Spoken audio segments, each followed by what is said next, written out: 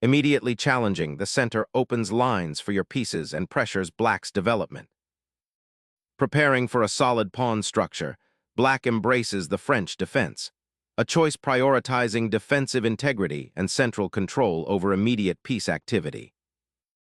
Establishing central dominion, d4 immediately challenges black's e-pawn and stakes a claim for significant spatial advantage. Challenging the center immediately ignites a sharp pawn battle. Opening the center, this captures a pawn and aims for a more open game. Reclaiming the center with this pawn solidifies black's pawn chain and opens diagonals for active pieces. Activating the bishop to a natural square, eyeing kingside prospects and supporting potential central expansion. Developing the knight to its natural square, the knight aims to contest the center and prepare for castling. Securing the e4 pawn while preparing kingside castling demonstrates a commitment to rapid development and central influence. Developing the bishop here secures the kingside and prepares for castling, maintaining a balanced pawn structure. Securing the king allows for greater freedom in maneuvering pieces, preparing for future battles. Developing the bishop to this active square curbs white's kingside ambitions and prepares for potential queenside action.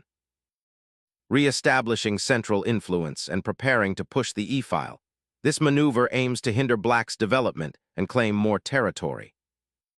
Securing the king's safety through castling is a fundamental priority in this opening phase. Solidifying the center and preparing development for the queen's bishop is a prudent step, aiming for a harmonious pawn structure. Developing the knight to d7 prepares to support the central pawns and potentially unblock the queen's diagonal. Challenging the bishop's position, this advances the kingside pawn structure, potentially opening lines for attack while subtly altering the pawn center's stability. Retreating the bishop here sacrifices tempo, allowing white to build a more comfortable central presence and potentially exert pressure on the queen side. Initiating a regrouping, the bishop retreats to a more active diagonal, eyeing weaknesses around the black king. Challenging white's central control, black seizes initiative by threatening to shatter the pawn structure and activate the queen.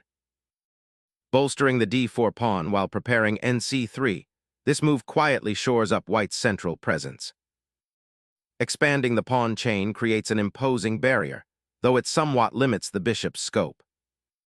Shifting the bishop to this square aims to disrupt black's queenside pawn structure and potentially create weaknesses. Reclaiming central space and untangling the pieces, this rook repositions for a more active role.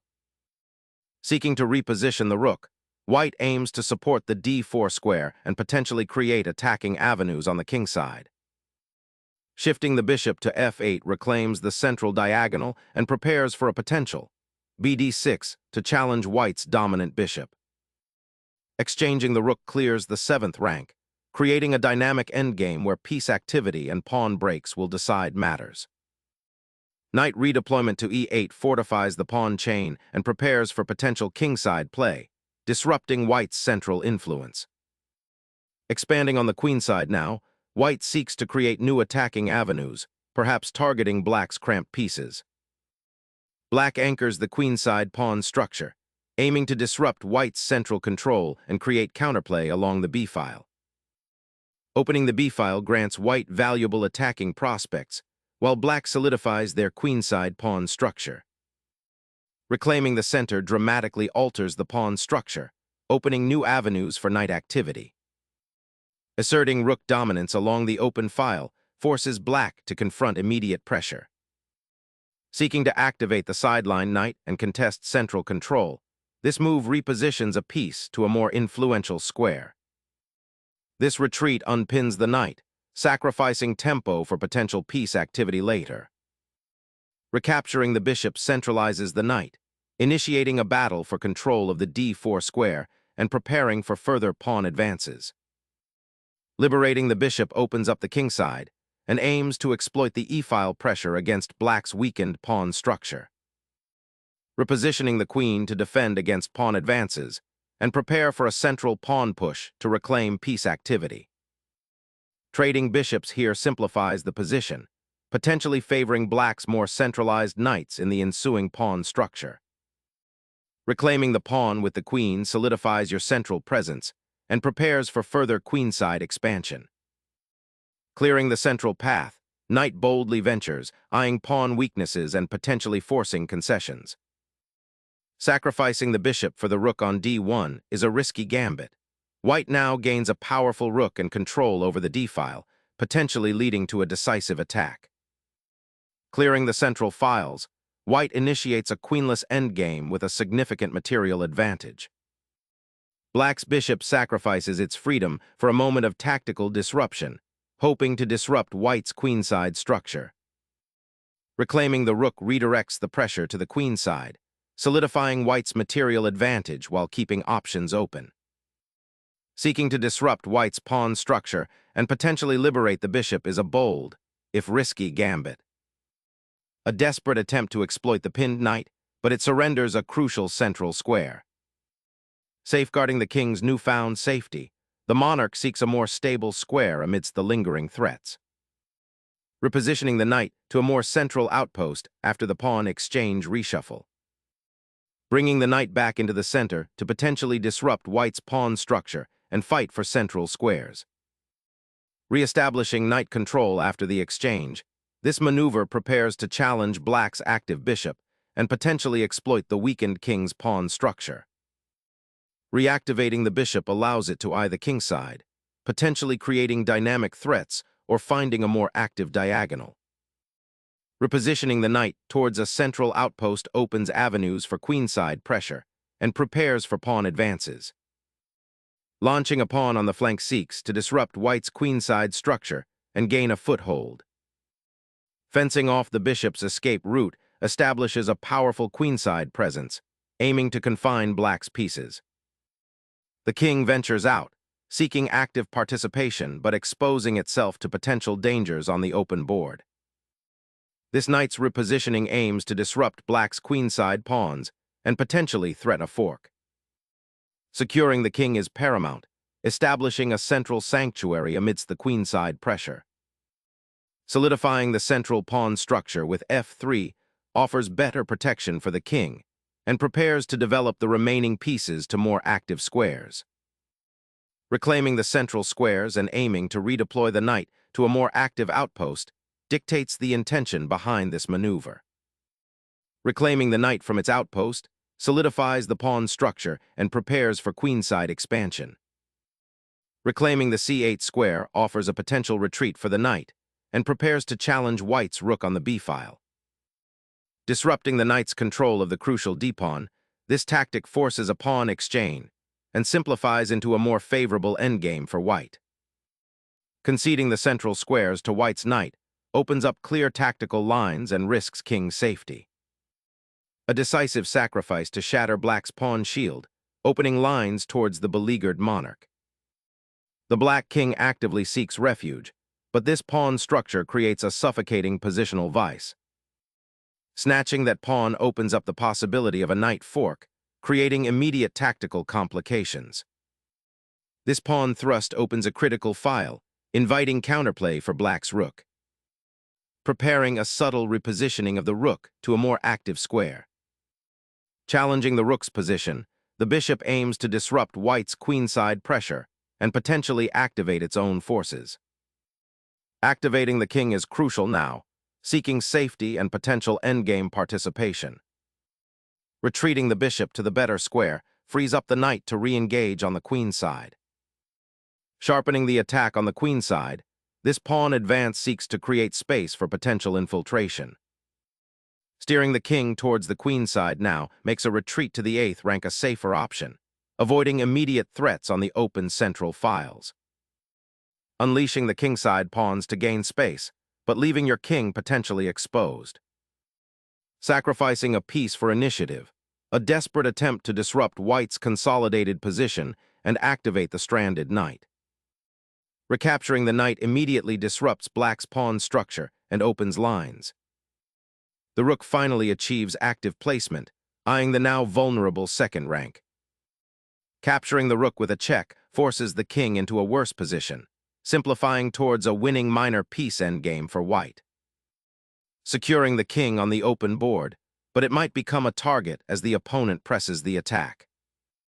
Shifting the king to the center, now prepares to activate it for the endgame's crucial pawn advances. The king, now a more active participant, seeks a safer haven amidst the exchanged pieces. Shifting the monarch to a more active central square offers potential for an offensive or defensive role. Re-establishing the knight's central influence is paramount, aiming to disrupt white's pawn structure and potentially prepare for a breakthrough. Pushing the king forward aims to activate it and potentially exploit the weakened pawn structure. Pushing the knight to the 5th rank looks like a solid attempt to disrupt white's pawn structure, but it might be too slow to prevent the king from becoming exposed. Pushing the pawn aggressively opens lines for your king to potentially join the attack. Unlocking the passed pawn on the h-file now becomes a pressing concern for black. Opening the kingside pawn structure to potentially free the king or create attacking chances. Aggressively pushing the knight to d6 sacrifices its mobility for a desperate attempt to block the advancing kingside pawns. Initiating a forceful pawn advance to seize initiative on the kingside. Attempting to create central pawn presence here is risky, weakening the kingside significantly. Transforming pawns into potential threats, this captures and opens lines for the monarch's escape. Embracing the open lines, black aims to activate the knight and challenge white's pawn front. Unleashing the king creates a dangerous central outpost. A desperate king check, aiming to disrupt white's advancing pawns and perhaps find a moment of respite in the chaos. The monarch flees into a dangerous open space, inviting further attacks. The knight's retreat to b7 sacrifices any hope of regaining queenside mobility and solidifies white's pawn front. Activating the knight to a central outpost promises better coordination and potential for endgame infiltration. The knight seeks a safe haven, but the d6 square feels vulnerable. The knight's check disrupts black's pawn shield, potentially exposing their king to further pressure. The black king bravely ventures into the center, seeking shelter behind its pawns and eyeing potential counterplay. Unleashing pawns to clear the path for the king's safety, this aggressive pawn thrust aims to disrupt black's defensive structure. Capturing the pawn opens the g-file for white's king, creating significant attacking potential. Capturing the pawn simplifies the pawn structure and brings the king towards the center of the board. A desperate final check to disrupt white's dominating knight before the inevitable material loss. The king must now retreat to avoid the checks and solidify defense.